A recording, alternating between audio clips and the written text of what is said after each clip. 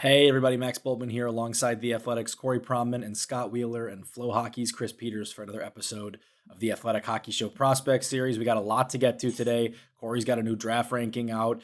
We got some mailbag questions we want to get to. But first, guys, I want to spend this first segment just talking about the rookie class. And I think, Corey, if we made this a Calder discussion, it would be a pretty short segment. It does feel like, as good as Beckett Sennecke has been lately, this is Matthew Schaefer's award to lose. So let's start there. And he's the player who, he's the first overall pick in the last draft. And usually that guy comes into the year as at least a co-favorite for the Calder. That wasn't the case for Schaefer. He's done this by really exceeding the timeline of his expectations more than we ever could have guessed. I remember in the preseason, we were talking about, is he going to get the power play opportunity? Because they have Tony DeAngelo on this team. Is he going to be able to steal the ice time away from Tony DeAngelo? And obviously that looks like a ridiculous take in hindsight, given the level of offense, the level of impact that Schaefer has had. Yeah, so I agree with you. I don't think this is much of a debate in terms of who's going to win the Calder. I think it's Schaefer, even though I think goals and points-wise, he's close with Sennecke. In terms of overall impact, especially as a defenseman, I think he's the runaway favorite at this point. I almost think it would be egregious to vote for anybody else, to be perfectly honest.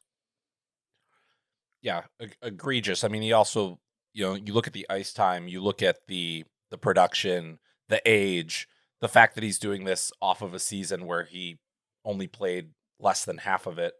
It's still stunning to me to see how good he has been this quickly. And I mean, what a credit to the work that he put in to be this good. But I mean, 20 goals was not on my radar. I mean, he's got more points in the NHL than he ever did in the OHL in his career, right? So it's insane. Has it been 2 years in a row now where we've had debates in the spring about whether the projected number one should go back and play another year, and then they come to the NHL and they're just dominant, just right better away? Than everybody. Yeah. It's kind of stupid. The goals piece of the puzzle, forget how quickly he's done all this and the age and the games played last year. Even in the prime of his career, I wasn't sure that a year ago this time I saw Matthew Schaefer as a defenseman who was going to score 20, 25 goals in an NHL season. That part of it is just and maybe he won't. Maybe the next couple of years he'll have 10 to 15 goals and that'll be the baseline, and maybe he won't do this every year. But the fact that he's done that is almost incomprehensible to me.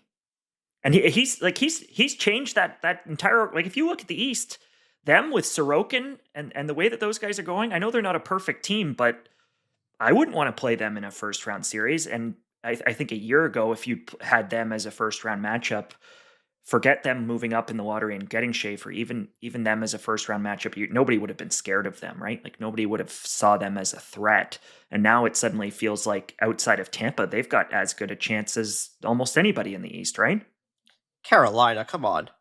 And Buffalo, I think, is better too now. Buffalo looks really, really good. Sorokin's the best goalie in those series, and Matthew Schaefer might be the best player in either of those series, whether it's Carolina or Buffalo. Rasmus Dahlin's playing at a pretty elite level right now, but he's just changed the outlook of that team instantaneously. It hasn't taken years for it to happen. It is telling that the debate feels less of, where is Schaefer going to finish in the Calder? I think we're all pretty sure he's finishing first, and more, can he sneak onto some Norris ballots, Corey? Be a little rich for me, at least in terms of getting the one votes. But no, I'm talking about the 4-5 spots. Yeah, I think that's reasonable. Yes, we'll see. Still some hockey left to be played. The defensive underlying numbers still leave a little bit to desired, as you would expect for an 18-year-old defenseman. But when you see a rookie, he's the first rookie 18-year-old, and I guess all 18-year-olds are rookies, to score 20 goals in the NHL, and that is pretty amazing in and of itself. I don't think he would be on my ballot today. I think you look at Hughes, Makar, Werenski, Dahlin, even what Evan Bouchard's done over the last 30 or 40 games here, I think I'd have a tough time getting him onto my ballot. But the fact that we're having the conversation, I think he's in the conversation. Like I said, is he for sure top 5? I don't know, but I think you would. I think him versus Bouchard would be a conversation for me. I still might get Sanderson, Heiskanen. Seider's in there.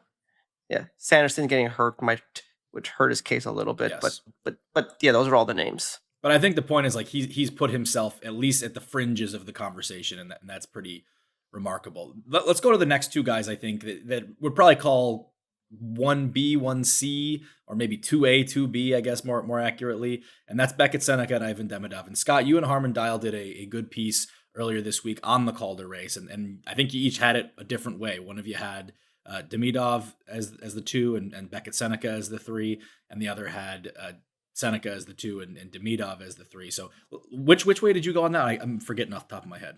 I leaned Demidov, but it's close. Demidov has had better defensive results. That was kind of the edge for me, is he's just been a more reliable player. And it feels to me like Demidov has really elevated that second line with Slavkovsky. Now, Slavkovsky's been brilliant recently, but Demidov has elevated whatever line he's been on this year, and guys have played better around him. Sennecke is more of a singular playmaker for himself in a lot of ways. The offensive production, though, does tilt a little bit in Beckett's favor. So I could see it being Beckett as the runner-up this year, honestly. He is the leading rookie scorer right now. And Corey, that's one that kind of came out of nowhere. Like, he has to be a guy, if we're talking about Schaefer exceeding expectations, Sennecke might have outshot his expectations by even more to be in the number 2, number 3 conversation. I agree with that, and I say that as someone who's been a big advocate of Sennecke's game and his profile. You look at his play in junior, and there were stretches of inconsistency in his draft year and even in his post-draft year in the OHL. Some really, really good stretches, some really good playoff play with Oshawa, but he never really put together a full season of dominant play. And basically what he's been done in the NHL this year is not dominant, but the way basically month after month he showed up and made a difference for these Anaheim Ducks and been a significant part of their turnaround and turning them into a playoff team has been quite surprising for a teenager. You look at the profile, the tool's always been obvious. 6'4", can fly, high-end skill. That part was always obvious. But whether he was going to be able to handle the physicality as a 19-year-old was a minor question. And I think he's, passed with flying colors in that regard. Like, you see, he's able to drive the net. He's able to win battles. He's able to get to pucks easily. He's been very impressive this season and looks like a guy who could not just be a good player, but potentially a true impact player, given his very unique skill set. I remember in the fall, too, media and fans in Anaheim talking about how he'd had a bad camp, too. Like, he had 2 or 3 bad games in camp, and they weren't even sure if they were going to put him on the opening night roster. And then they give him that sort of 9-game sample, as you'd expect them to, out of the gate, and he has not looked back.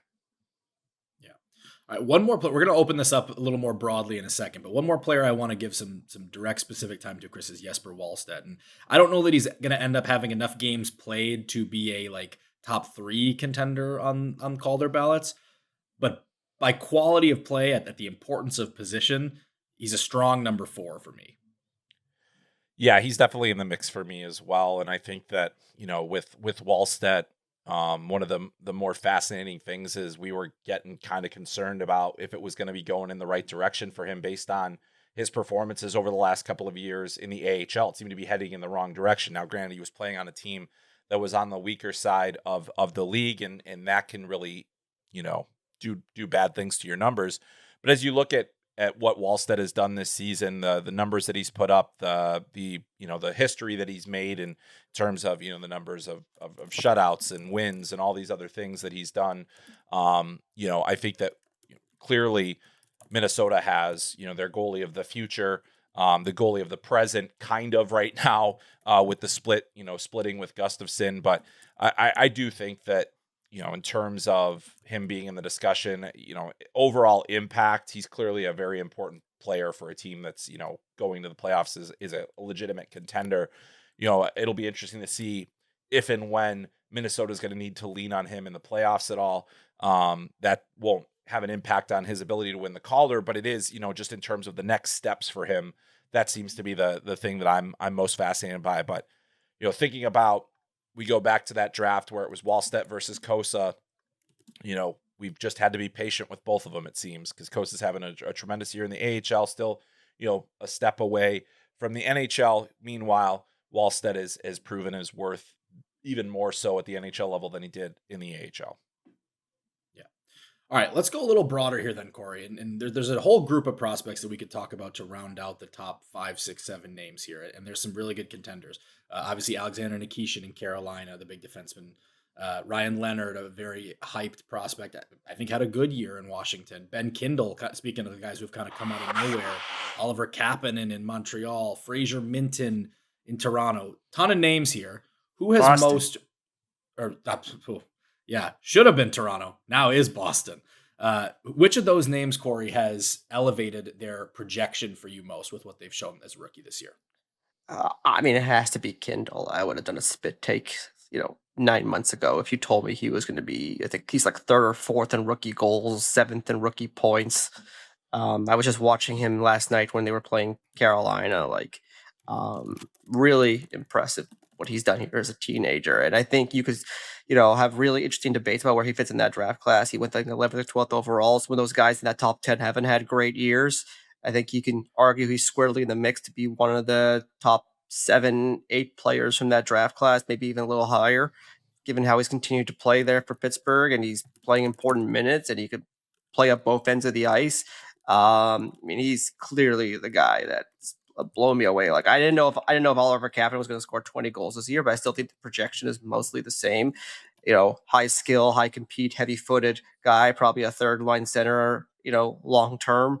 I think, Minton, same thing. I think he's had a good year. I think he's really changed his projection significantly. I think it's Kindle that you're like, okay, whoa, like Pittsburgh might really have something here. Kapanen filling in as the 2C, which Montreal needed desperately, and doing an adequate job has been huge for them. But to Corey's point, long term, if they're a contender, he's more of a 3C than a 2C there.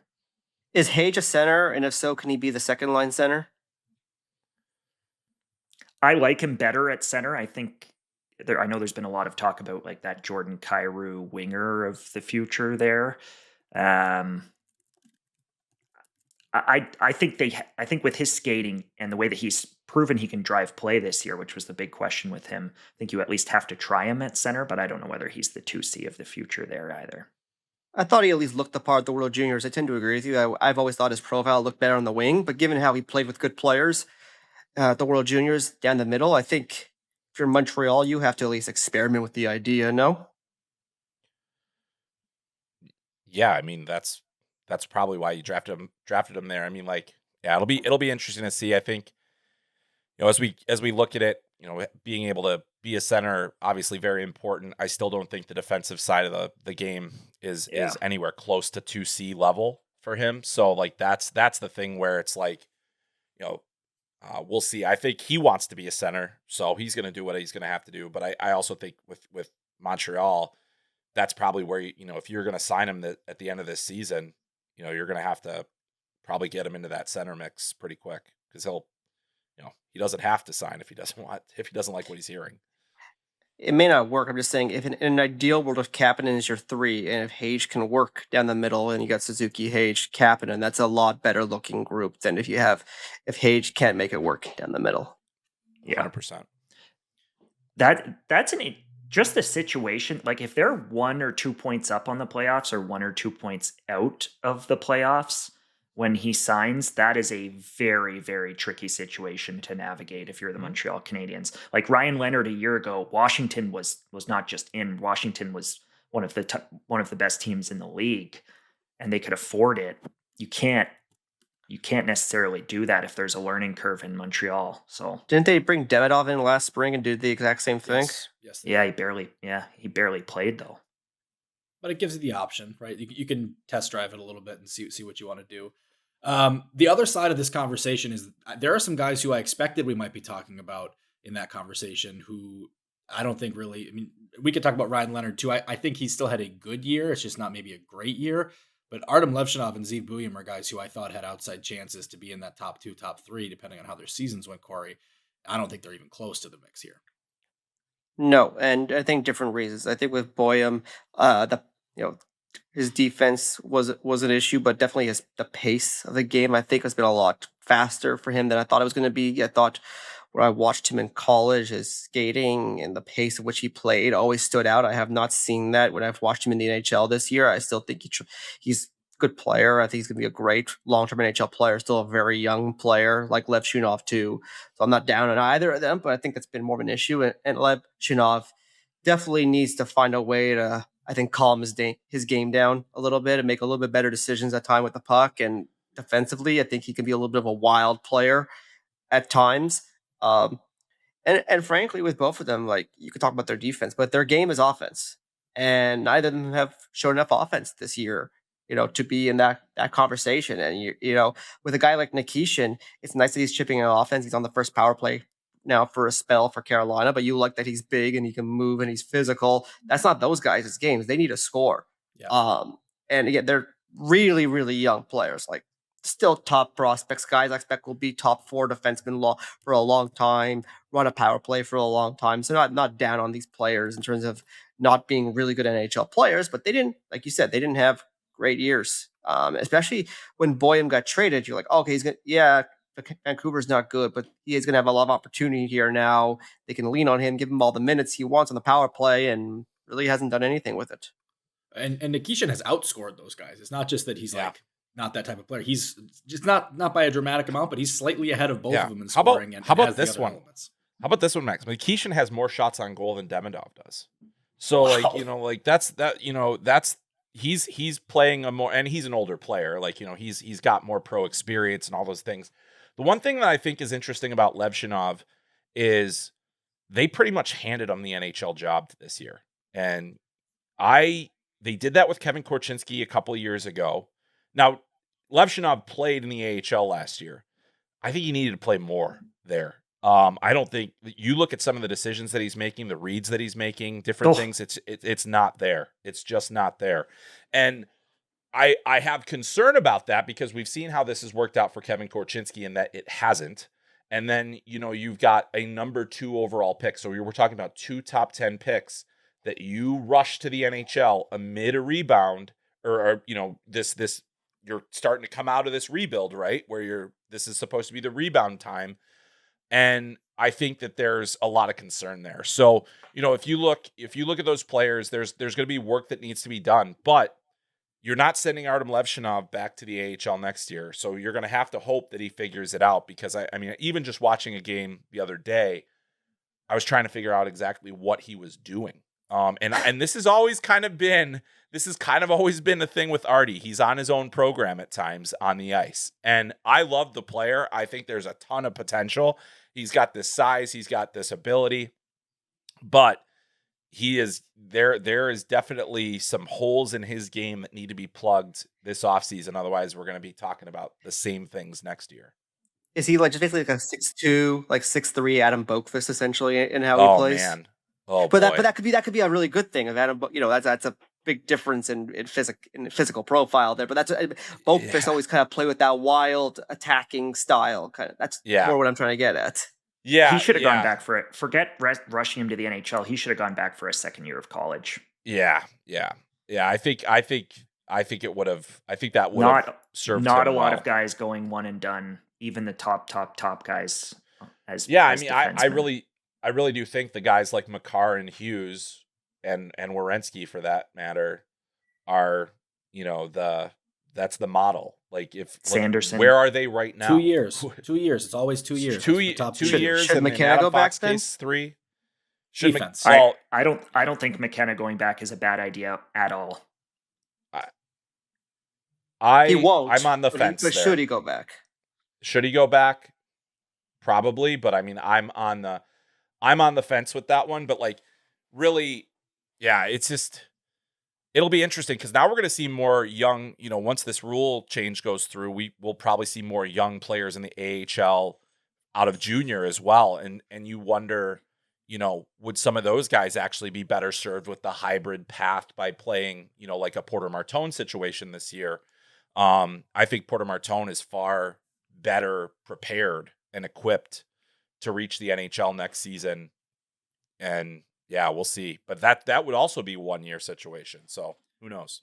I want everyone to notice what Corey just did. At the start of this show, he said 2 years in a row, we've talked about the top guy and is he going to go back to school? And that guy finished top 2 for the Calder. Corey just personally, single-handedly ensured that Gavin McKenna is finishing top 2 for the Calder Trophy next year and gave our streak 3 years. Let's take a quick break right there. We're going to talk about Gavin McKenna in the 2026 draft class. All right, we are back. And Corey, you had a new draft ranking drop this week. And for the fourth different time this year, there's a new name atop your draft ranking. It's been Gavin McKenna. It's been Tynan Lawrence. It's been Keaton Verhoff. And now at number one on your list is Chase Reid. This has to be as chaotic of a top of a draft as we've had in our time doing this show, certainly. Yeah, that's fair. I think the power draft would have been the closest, where I had, I think, Luke, Hughes, Dylan Genther, and I think I had Beniers at one point before eventually settling on power. But this one would be close. And I'm sure some readers are seeing this and wondering, like, if I've just, like, I've gotten a few messages from people in the league and saying you're doing this is clickbait or whatever. Like, I'm sure some readers think the same thing. But like, this is the context for me. The gap between 1, which is the Sioux defender Chase Reid, to 8 on my list, which is the Windsor winger Ethan Belchez. For me, the gap between those players in terms of talent is minuscule. Like, I think it's nearly an 8-way tie, quite frankly. And now I don't think it's actually a tie, but the gap between 1 and 8 for me, like on my board, is like the gap, same as the gap between 9 and 16, which is very unusual. Like, the 21 draft had some similarities in that regard, where you had like that group of 9 players, which was, Power, Evanson, Clark, Genther, Eklund, McTavish, Beniers. I think I'm forgetting one name, but that group was like kind of all like a blend. Ken Johnson was like a blend of guys, and like you could have been in any order. And then you had the 24 draft, which after Stella Brini, you had like that 10 names there. You really could have put them in any order, and they were all really close. That's kind of how I feel this draft is. Like that top, like, there's no number 1 for me that's exceptional, but like that top 8 players, those are some really, really good prospects. Like Reid, Keaton Verhoff, Alberts Smits, Carson Karls, Daxon Rudolph. Those are premium defensemen. Stenberg and McKenna are exceptional wingers.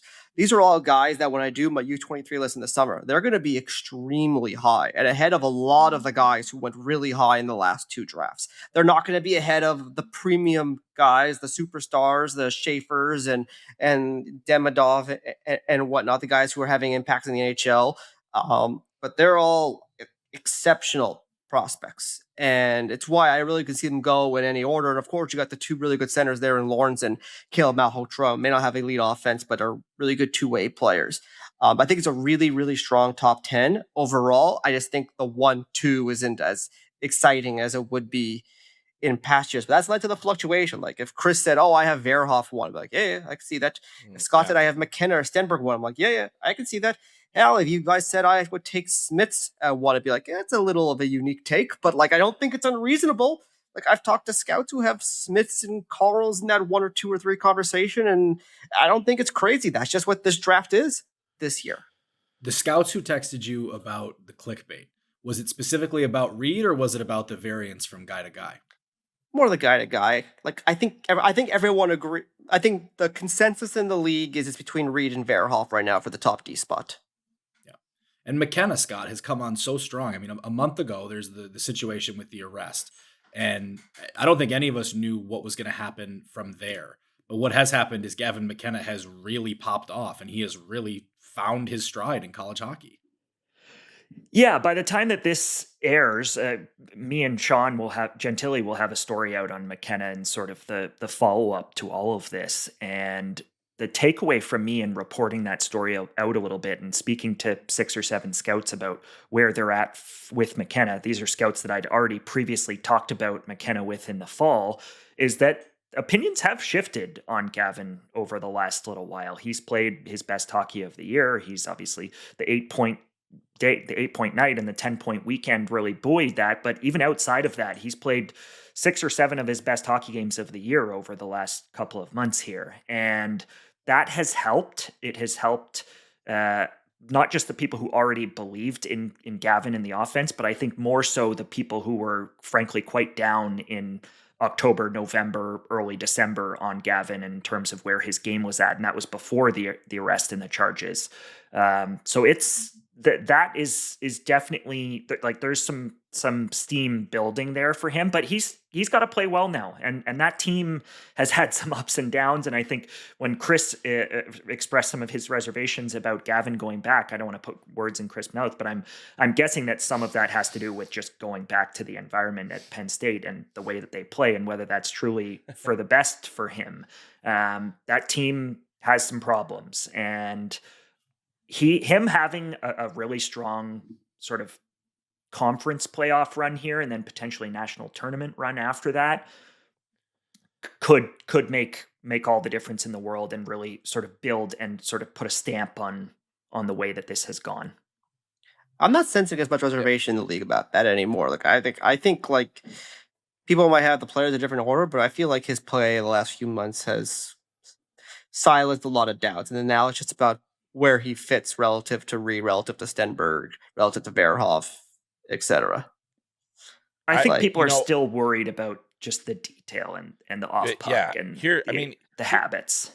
Here's so his best stretch of the season, and he's like in that same stretch in the last 10 games, he's -4. Like like he's putting up stupid level of points, and they're still giving up a ton of goals. And that to me is there isn't. Yeah, the level of reservation has changed because everybody knows the dynamic skill can be a separating factor. That's what separates him from the rest of the group. And, Penn State is suddenly on the bubble for the national tournament. It is not a guarantee that they are getting in as an at-large right now. And so that is another thing that, now you're losing opportunity on top of that potentially. And Scott, I think you read me fairly well on that as well, in terms of I think whoever takes him will sign him regardless. So that's the other thing. Whether or not he should or whether or not he's ready is kind of not a conversation. So I think it's really interesting. But yes, I mean, like here's the thing. Like to Corey's point, there isn't one player in that 8 that excites me as number 1. Not one. There are 8 players that I like, and probably more than that I like quite a bit, that will be impactful NHL players. I think we've been spoiled a little bit in certain years where we've had these tremendous talents at number 1, and we have guys that could, I think you're just as likely to get the best player from this draft after number 1 as you are at number 1, which we can't say in a lot of years, even though it eventually tends to happen that way because the field is so large and probabilities being what they are, somebody's in there that could be a late bloomer or whatever. So I'm fascinated by the discussion, but again, like I think if you're the team that's picking number 1, you have a significant amount of work to do to get yourself to make the right decision here for your team, and there are going to be a lot of varying factors, which I'm frankly, I'm glad I'm not in that position, aside from the fact that I have to put somebody number 1 on my list eventually too. I had a scout tell me the best place to pick in this draft is number 2. Yeah. And I think that speaks to what you're what you're getting at.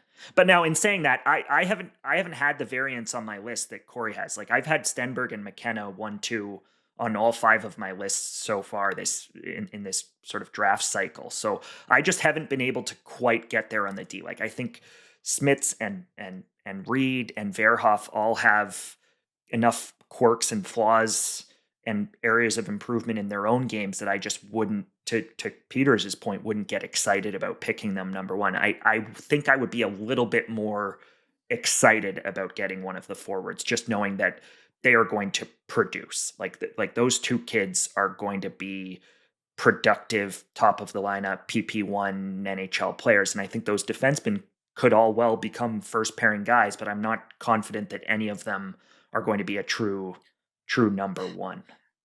I say this with the caveat that McKenna and Reid for me were 1 and 2 on my list, and I think it's basically a dead tie for them in terms of how I evaluated the players. But with that being said, I know that when push comes to shove in these manager meetings late in the season, and if you have number 1 pick, walking out of the draft at number 1 with a 5'11" wing, which is what Stenberg and McKenna are, that is going to be a really tough pill to swallow for a general manager who just lost 50, 60 games.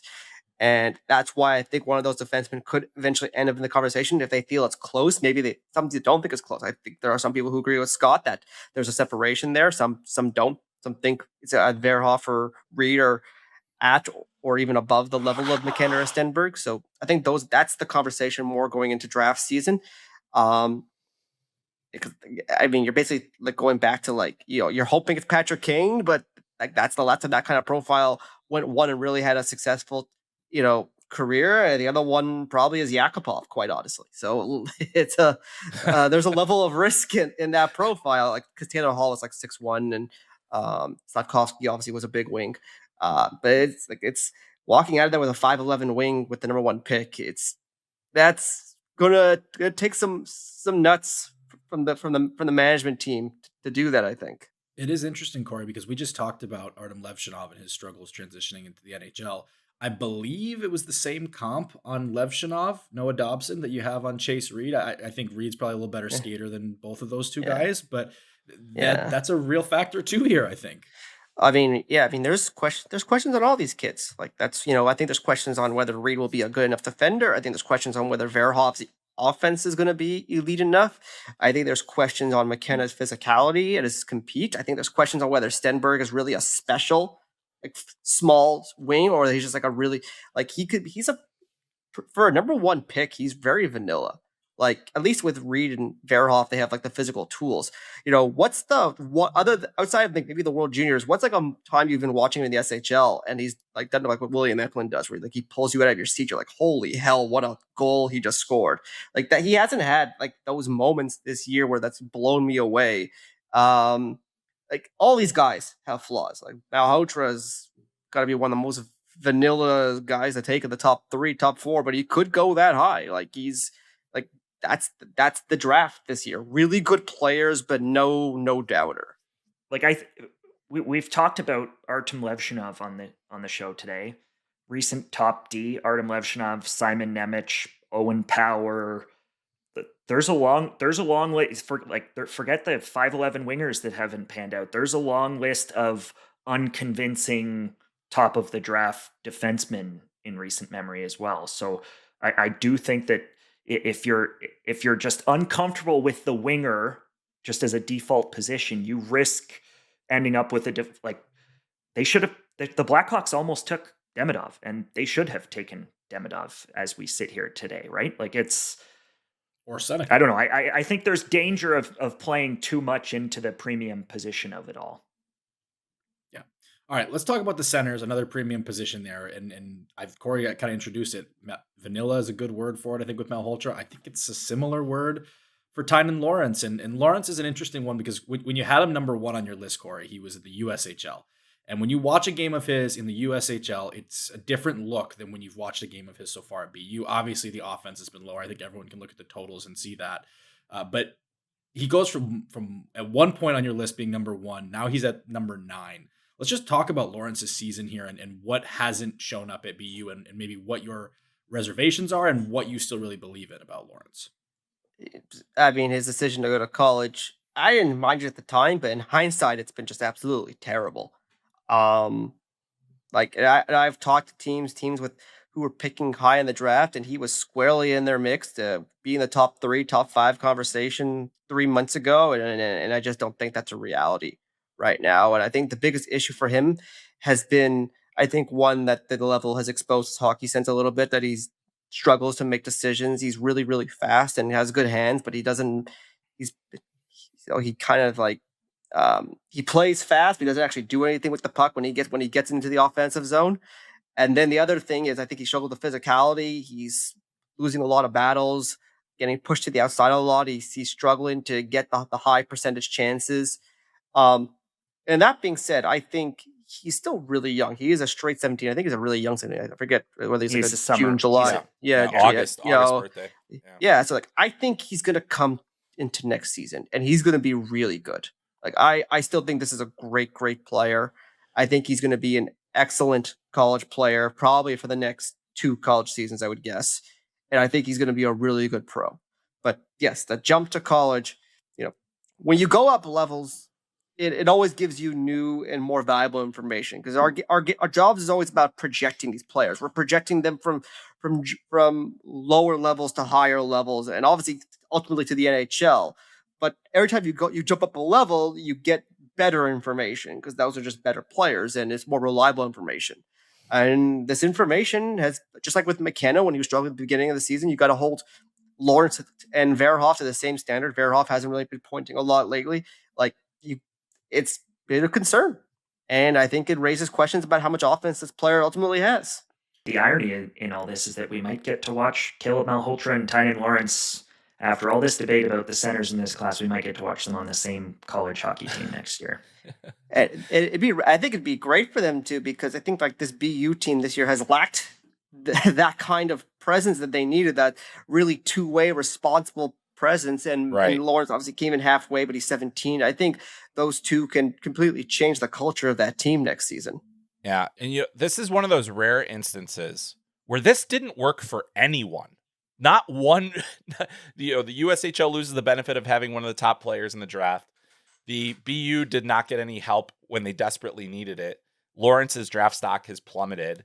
It's basically, this didn't work out for anyone. But I actually think this decision will end up paying off next year for all the reasons that Corey said.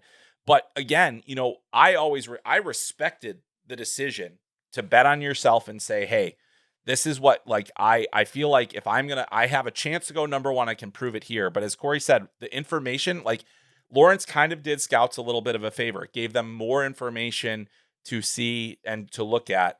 He still has a lot of the same talents and skills, but as Corey meant, he is not processing the game fast enough, which is a lot harder to identify at the lower levels. You'll see plays here and there where you're like, oh, wow, that was really high level. That was next level, and in some of those levels, some of those guys can't finish those plays.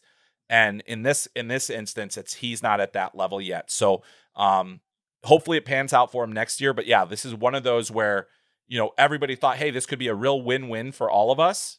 And it's actually not for anyone. One more player I just want to ask you about here, Corey. You still have him pretty high on this list at number 12. But with the new information that you have, Tynan Lawrence at BC versus, let's say, Viggo Bjork in the SHL.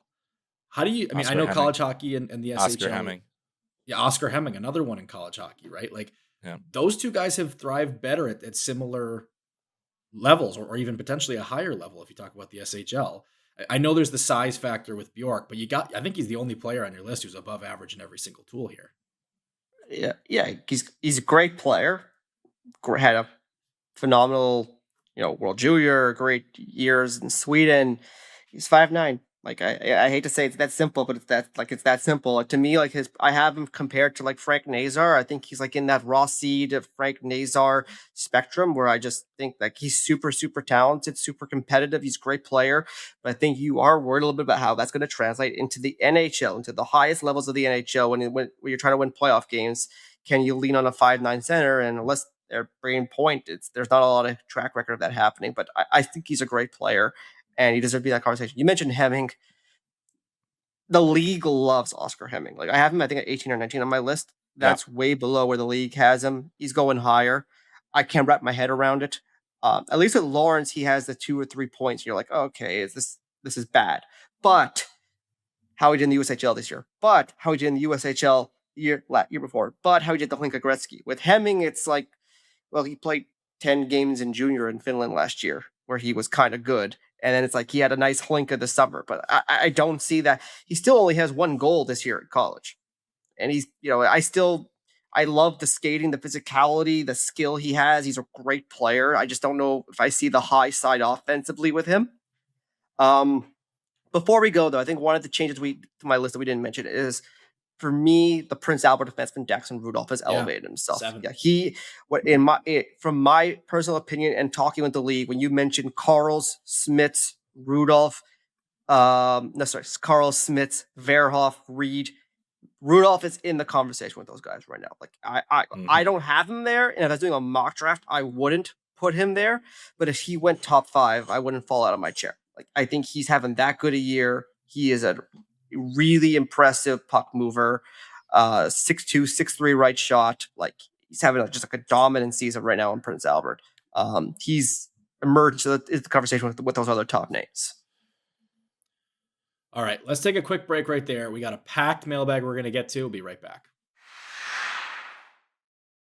It's been a while since we did a mailbag, guys, and we got a nice collection of questions here. So, Corey, we're going to start with this one from BC. He wants to know how good you think Alberts Smits could be, who his comp is. And he says he always likes seeing players come out of different countries. Smits, obviously, the Latvian. Yeah, and obviously he's had a very impressive year. He just transferred from Finland. He's playing with Munich now in the DEL in Germany. The profile I think is very safe. I hate to use that word, but it's just one that comes to mind with just his size, his mobility, showing offense at the pro level already, being an important player for Latvia at the Olympics. He plays hard. He's a solid all-around player. I think if you're worried about him, the only thing you're worried about is just how elite is his puck moving, his processing. The comp I put in my article lately was Jacob Chikrin. A recent prospect I thought of, we haven't seen how he's panned out, but I've thought of Sam Dickinson and his profile a little bit when we've been looking at Smits and thinking, like, is there some analogy there? Thought of Keandre Miller, thought of Noah Hannafin. That's the kind of player type I think he is. Like, I don't know if you're ever going to get like 50, 60 points out of this player. But I think he's going to be a really, really good minutes-eating top 4 defenseman in the NHL. Okay. Next one is for Chris. What happened with Boston University this year, and do their struggles affect your assessment of any of their various prospects? This ties in nicely with the Tynan Lawrence conversation earlier, Chris. Yeah, man, it's been a weird year at BU. The weirdest stat from this is that they have the 52nd ranked power play in college hockey this year. That to me is one of the primary culprits. Their special teams have not been good enough. 14.2% on a team that has Cole Hudson, Cole Yzerman, Sasha Boisvert, eventually Tynan Lawrence, like all these different players. So they've had these pretty, all these different weapons. That has been a disaster for them. They also did not get the goaltending this year. Mikhail Yegorov is an outstanding prospect. I think he's got a great future. He hasn't been good enough this year. He's got a .903 save percentage. He was lights out over the second half of last season. It hasn't had great defense in front of him. I mean, they lost a lot from last year's team too. So like this is going to happen. These teams are going to get these players. Some are going to be one and done. Some of the, you're going to have to, change things out. They lost a lot of scoring from last season's team as well, and they had to replace it. But you look at some of the guys, I would say that my opinion on some players has been impacted. Cole Yzerman has 16 goals this year. Not bad, 25 points. He has, 5 power play goals. That's a guy that you would see, and Sasha Boisvert has had a disastrous season after transferring. He was a primary guy. He's going to apparently sign. So I heard he's been playing with a bad shoulder. So I think that's been part of it. But yeah, that's definitely part of it. 3 goals is 3 goals or whatever he has is still 3 goals. This is a guy that was a legitimate goal scorer in the USHL. He was one of the best freshmen in the country last year at North Dakota. And almost scored 20. Yeah. I mean, it just has not worked out. And then you look at kind of some of the guys that they've had to lean on. Sasha Boumediene, he's not a guy no step there. Yeah, there hasn't been a step.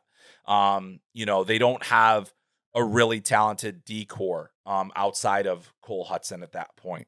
And Cole's numbers have been down too. So like everybody's kind of down right now. So has my opinion changed? Not significantly, because I think that there is a bit of an environmental thing going on there where they're just not a very good hockey club right now. I do think they'll be better next year. But it's going to be very interesting to see some of the decisions that are made. Like, guys like Yzerman should be going back next year. Boisvert is going to turn pro. Not sure that's the best path forward for him. There's a lot of different things that they're going to have to be figured out by BU as they go and work through this. I think when we watched Cole Yzerman and Cole Hudson play at the NTDP in their junior days, we saw that power play just be incredible with those two and James Hagens. But there's always a part of me that was watching those games and thinking, does everybody just not see this play coming? That Hagens is going to try and find the seam to Yzerman, or that Hudson's going to step up from the blue line and look for the seam to Yzerman. And we all saw it coming from a mile away. And eventually they go to higher levels, the college game, and at the World Juniors too. I've probably seen that Hudson to Yzerman play, and I've watched them both play at least 15 to 20 times this year between the World Juniors and at BU. I've maybe seen that play work like 3 times, where like they get that pass off. Because I feel like everybody has just they've lacked a lot of creativity on that team. Like there isn't like a lot of guys who are making plays, and it's been a very disappointing power play for them. Mm-hmm. All right, next question, Scott, is from Bob G. He wants to know your thoughts on Tommy Bleyl, and I'll just add a caveat that it has to be a thought other than he should be a high school football coach in Texas. Well, that is his old man. He is interesting. I think it's not a major story, but one of the sort of lowercase stories, if you will, of this draft class is that a year after no sub-6 defensemen were drafted at all, we started the year with 3, and Tommy has kind of made it 4. There are 4 in Ryan Lynn, Xavier Villeneuve, Axel Olofsson, and Tommy Bleyl, who are very, very, very interesting. And Tommy in particular has just sort of taken over in Moncton this year. Like Xavier Villeneuve was the defenseman of the year in that league last year, and Tommy might be it this year. And he's been dynamic at times offensively. He's an excellent, excellent, excellent skater. Like I've had people compare him to like Seamus Casey, and I had someone compare him to Brian Rafalski. Like he's just that sort of smooth on top of the ice, effortless feet skater. And then the other piece of it, which I just heard actually about 48 hours ago, is that Central Scouting sort of reweighed and remeasured him this week. And he was moved from 5'10.75" to 5'11.5". So that matters. Like there is a whether we like it or not, there's a difference between 5'10" and 5'11". But he's I wouldn't say he's dynamic. I wouldn't say he's super competitive. Like he doesn't break ankles like Villeneuve does. Or even Olofsson does, frankly, at the J20 level in Sweden at times. But he's just a really smooth, smart, talented skater. And I think that skating piece can carry guys a long way. So I think he's right in the mix to be a 2nd or 3rd round pick in this class. Like that's the range that I think he's going to go in, and to have 4 guys that are kind of in that conversation. Now, one of them might sneak into the 4th or 5th round, whether it's Olofsson or Bleyl, but I think there's a chance that all of those guys go sort of top 100 in this draft. So it speaks to just the respect that those 4 players have garnered. Yeah, he's very fascinating to me as well. And this weekend, he actually set a record for most assists by a rookie defenseman in the queue.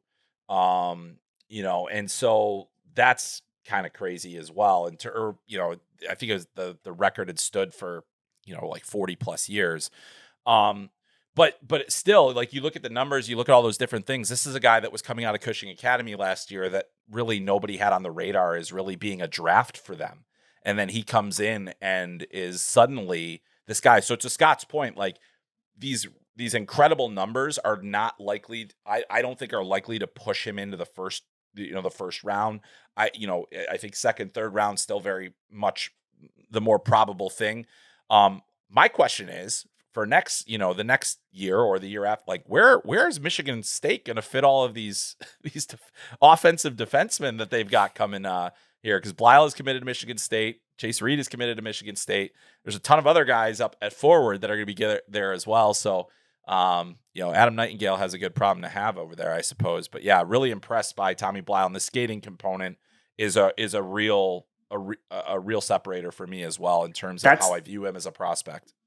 That's the one thing that Michigan State team is missing this year too, is that blue line does not move the puck particularly well, doesn't have a natural puck mover, and now they've got 2 and maybe more coming, right? Yeah. Like it changes the look of the back end starting next year pretty quickly. Yeah. All right, Corey, Crash Dummy wants to know what's changed in your assessment, I'm paraphrasing here, of Artyom Levshunov over the last 2 years. He didn't have great years. Like I think I saw the question and it was a little bit more colorful than that. Yes. In that, like I had him rated number 2 going into the draft, and I loved him, and I thought like this guy's got a chance to be a real impact star defenseman in the NHL, and he still could be. Quite frankly, he's very, very toolsy. Like the length, the skating, the skill he has, the puck moving ability he has. He's still got the potential to be a 50, 60, 70 point defenseman who plays major minutes with size. Like that's a really unique profile. And he was great in the USHL as a draft -1. He was outstanding in college hockey in his draft year where he went second overall. He looked every bit like a second overall pick. Then he goes pro, American League, real bumpy, first year pro. You could argue about whether he turned pro too quick or not, like we did earlier in the show, but that's his start was really bumpy. Then this year starts to look a little bit better. Like, Sam Rinzel's not working on the power play. They put him up there. He's starting to go, like it's working. And then it's a long season in the NHL, 82 games. And, he's kind of had his ups and downs a little bit. And, we could say the same about Lawrence. You had Lawrence 1. What the hell? You gave up on him. It's like, well, that's not how that works. Like, I don't have personal investments in these guys. I don't care whether they're good or bad. I have to call it like I see it. You get new information, you change your opinion. And have Chase Reid close to number 1 overall 6 months ago, but you get new information and you adjust. And Levshunov hasn't been good enough. He's still really, really good. I think this is going to be a really good top 4 defenseman in the league. But I mean, you compare him to Demidov, you compare him to Sennecke. I doubt any Chicago fans, would argue with the fact that Sennecke and Demidov are ahead of him right now. It's just the reality. There might have been a few fans back then that, well, not for Sennecke, but definitely for Demidov that were thinking it then too. Sennecke might be the best of all of them, though, when it's all said and done. Yeah, he could be. Good lesson, everybody. I always find it funny. I find it funny that Chicago gets dumped on the most for passing on Demidov when at least they got a good player. Like Caden Lindstrom, that pick has been such a disaster. Like, I'm surprised Columbus doesn't get more crap about that one than Chicago apparently does for getting a guy who's in the NHL. Columbus, who had like 6 Russians on their roster at the time, too. Yeah. What could have been? Hey, they got that that undersized Russian goalie the next time around, so it's all good. Who's been like 30th in the NHL and saved 2 undersized Russian goalies. That's right. Sorry, Columbus. Sorry, this is not a good segment for you, Columbus. Suddenly, out of nowhere, catching strays. Corey, the thing that I'm clinging to with Dobson, or with Levshunov, I should say, is, like we talked about, I think there was some comps to Noah Dobson in his draft year. And if you look at how Dobson started his career, the Islanders really sheltered him. Like, they didn't send him to the AHL at all. They just didn't play him that much in the NHL. And Levshunov, they've taken a different tact, and maybe that's like the big game changer here. But once Dobson was kind of, he got brought along and he hit his stride, he was at 22, he's like a 50-point player. Next year, 49-point player. Unfortunately, Levshunov's draft year is the year that Dobson popped off and was a 70-point player. And Dobson has since kind of come back right into that 40, 50-point range. I still feel like Artyom Levshunov can live in the 40, 50-point range. And maybe, he'll have some defensive warts, but that is still a really valuable player at that size. I still think in a year or two, that's very much in play for Levshunov. Absolutely. And I'm trying to hedge this as much as I can. I think he's a great prospect, a great young talent. Yeah. You're talking about a guy who's less than 2 years removed from being drafted. You think of all the great young defensemen in the league and where they were at that point. A lot of them weren't even in the NHL. Yeah. A lot of them played 2 years in college, or they're playing pro hockey, or they're in the American League, or they're just starting in the NHL. I think just because we have a year and a half worth of data of him, it's easy to get, to knock him down a little bit. But I still think he's a great prospect. I think the bar is whether he should have gone 2 or not, but whether he should have gone 4 or 5 or 6 or 7, I still think that's a great, great player. And there's still a path for him to be better than one of those forwards. I think it's a harder path now than it was 2 years ago, but it's still very much in the mix. Yeah. All right. Next one, Chris, is from Sam Seacon. He says, I've noticed a lot of Europeans jumping into the college ranks. Do these colleges have active recruiting across the pond? It is an interesting, we're talked so much about how the colleges have had to prep for the arrival of the CHL kids, but it's pretty relevant in the Europeans too. We've seen more and more Europeans coming in as well.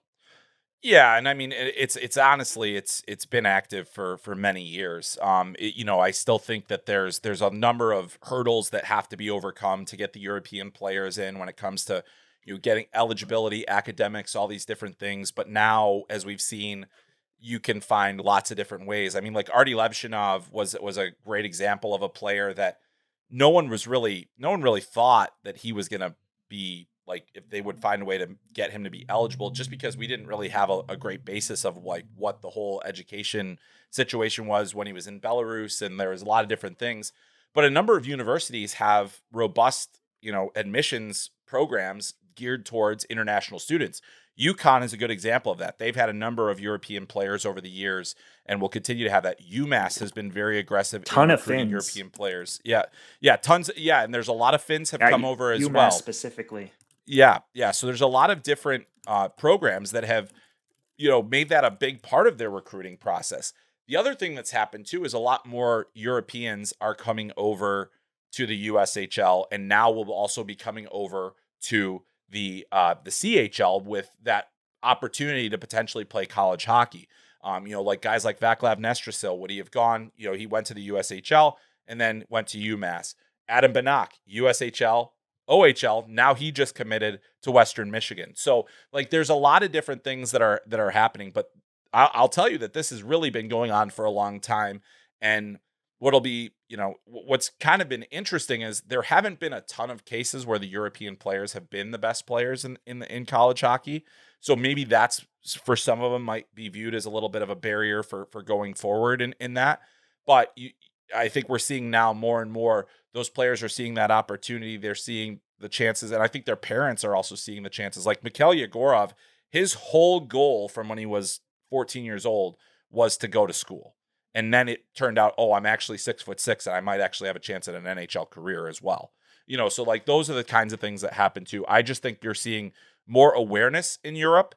You're seeing the World Juniors has actually been one of the great selling points of college hockey to those programs. I remember the case of years ago, UConn was able to get a Russian player because he's like, I want to play in the same league that Clayton Keller did. Like that's the kind of thing that happens. Now they're seeing where those players are going, and they're much more in tune with that path. I just remember when Tom Wielander was drafted, Corey, it was like such a thing that like he was going to snub the SHL and go to college hockey. It does seem like even in that small window, I think that was like the 23 draft, like it's gotten so much more common. Yeah. And I think I was reading an article one of our college football people did the other day about the situation at Ole Miss, and like their conclusion was, talking to some of those sources, there's no more rules anymore in college football. I think the same thing is going on in college hockey right now. There are no rules. There are no exceptions. These colleges are talking to signed KHL players. They're talking to signed SHL and Liga players. They're talking to guys in the ECHL and the American League. Yep. If they want to come play college hockey, they will find a way to get them through the clearinghouse and get them onto college. I had people who were stunned that Oscar Hemming somehow found his way into Boston College this year. This is a guy who, when he was at the Holinka, was not close to finishing high school, but somehow he finished high school in time to go to BC. I'm sure it was legitimate, but like where there's a will, there's a way, and like these colleges absolutely are looking in Europe. They are talking to a lot of these top European names, engaging interest, and I think you're going to see a number of them come over this summer. Yep. They were all over them at the U18 Worlds last year. Eric Nilsson and all those guys. Pedersen thought about, tons of those guys have thought about it over the last few years. And three import slots now in the CHL instead of 2, right? So exactly. That's a big factor. The only barrier to entry at this point, as we've discovered, the only barrier is having signed an NHL contract. So that is really at this point the only barrier. Will that be a barrier forever? I think it will be, because the NCAA is committed to that, but that seems to be the only way that you can't get it, because I know, BC tried to do that with Carter George and wasn't able to. Even Tolvanen played games in the KHL and it's nuts. We're in a different era. Scott S. Vines wants to know the projection on Bryce Pickford. I think he's legit. I think we have to treat him based off of what he's accomplished as legit. I was speaking with Willie Desjardins from Medicine Hat about him earlier this week, and they I mean, those programs are always high on their guys, but they think he's legit. And Willie has coached some very good defensemen in the WHL over the years. What he's done is historic. So that's the baseline respect that I think he's owed.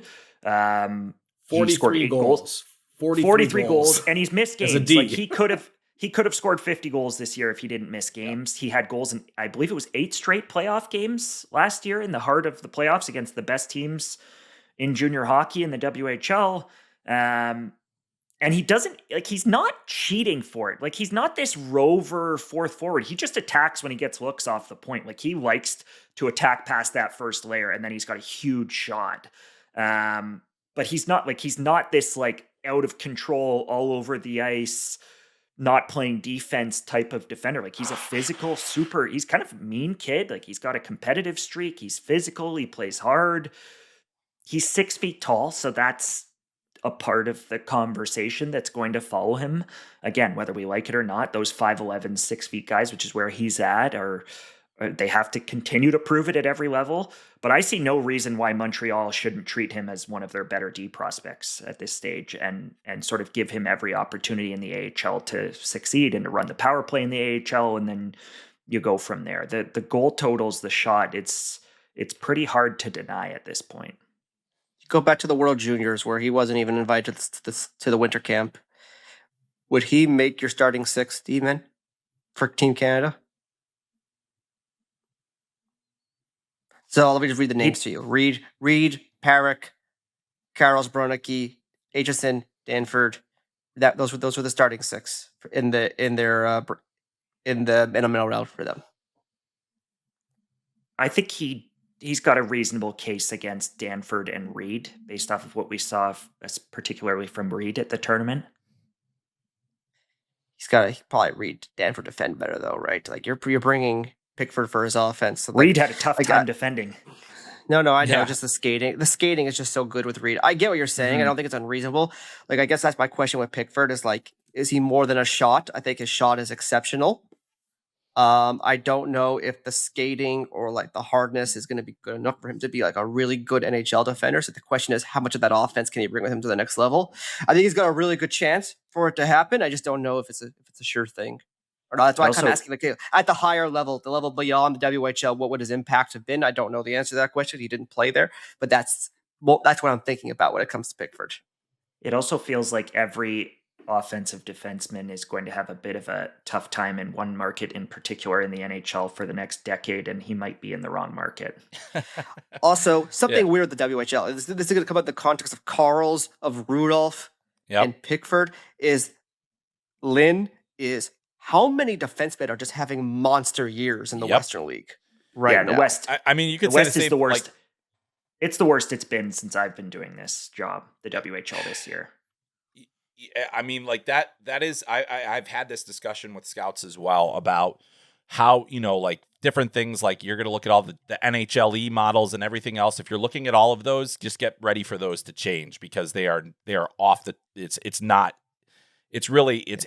there's no historical comp, I think, for what's happening right now. Yeah. If anyone wants to bet with me that the Ruck twins are both going in the first round, I'll take that bet all day kind of thing. Like that's just not happening. No. Yeah.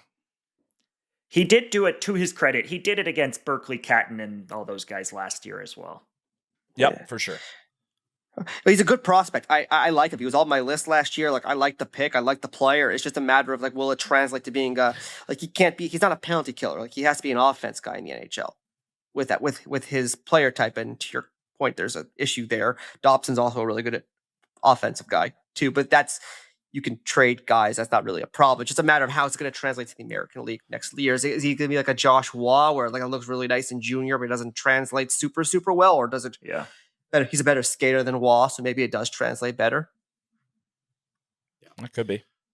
All right, let's close with this one. And how about this? Rather than me throwing this to one of you guys, I just want you all to answer it all at once here. JBS in Space wants to know, I'm going to count to 3 after I ask this. Is there hope that the Flyers can fix David Jiricek? 3, 2, 1. No. Possibly. Ooh.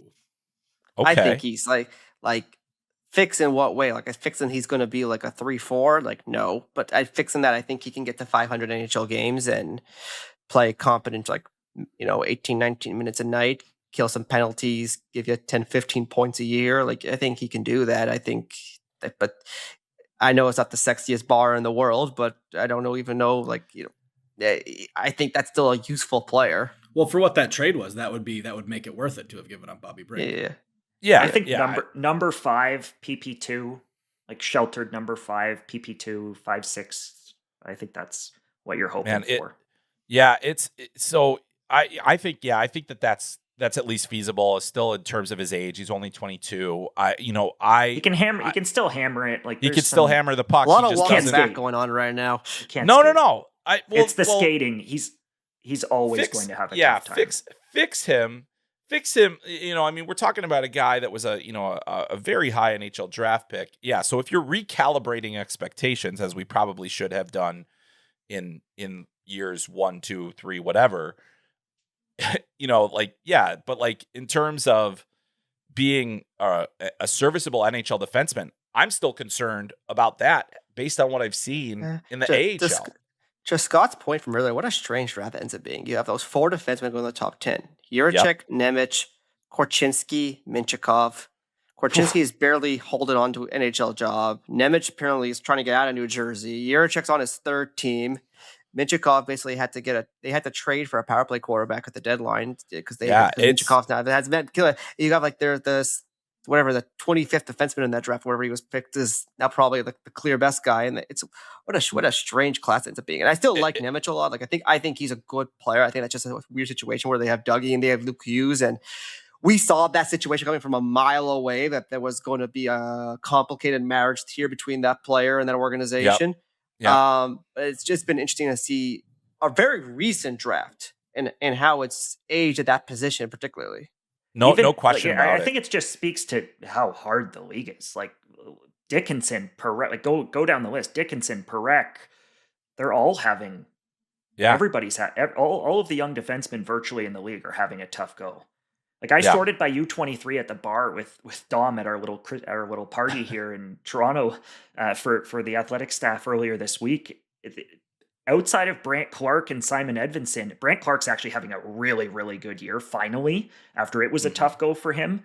But outside of Brant Clark and Simon Edvinsson, like, and maybe Denton Mateychuk, like, everybody is having a difficult go if you're a young defenseman in the NHL these days. And Hudson. Yeah. He's pretty good.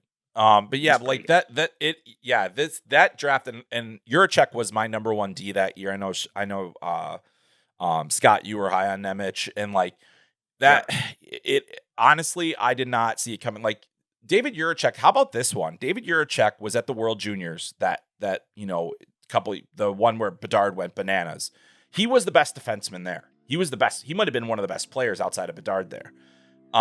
His D partner was David Spacek. David Spacek was on the Czech Olympic team. David Jiricek wasn't even a consideration. And not to say that David Spacek is like a super prospect, because he's still bouncing between the NHL and the AHL, but this is how far he fell.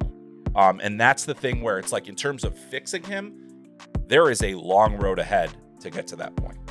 I think there's some part of that's the player has found to be more difficult to work with, I think, too, than some expected. Correct. Like, Correct. Yeah, there's that. That's a little bit of that too. Yeah. Like a lot of these guys just lack that patience, and he didn't think he should be in the AHL, and he had a great AHL season in Cleveland, and he was really good there. But that doesn't mean you're ready to take that next step. And I think a lot of players need to learn that quickly and take a little bit more control of their own development so that doesn't happen to them. All right, that is going to do it for us. Great stuff today, guys. You can catch more of Chris, of course, over at Flow Hockey and on his podcast Called Up. Obviously, you can read all of Scott and Corey's stuff on theathletic.com.